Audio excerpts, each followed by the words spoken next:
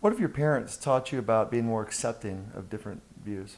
Their union, their marriage started under some pretty serious challenges because my mother is from the south of India, Uh-huh. from an English-speaking Catholic family, slightly aristocratic, a little bit well off, and then my father is from the northern part of India, totally poor, but a Brahmin and a Hindu and a Bengali, so.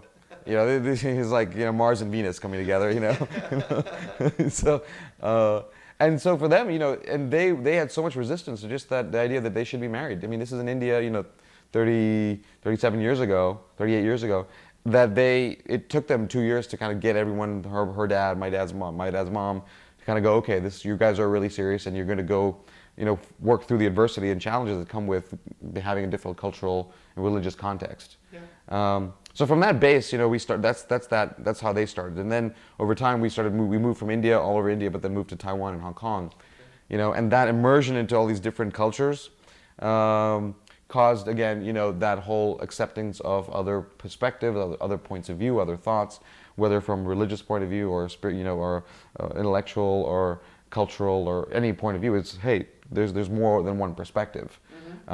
Just from that dichotomy of a Catholic mother and Hindu father, they've taught me that your mental model should evolve. Yeah. That you should keep changing, and so I think by their own example of life, there's a wonderful book called Freakonomics, Yep. And the last two chapters are on parenting, and what are the things that really matter in parenting is what you do, what you say. It just turns out that kids model your behavior, Right. so they don't look at what you're telling them to do. If you say, well, do this because I say so, but then you do something else, your kids will learn the other behavior, not what you told them. And so I think that's my parents. They've lived by their own example. Yeah.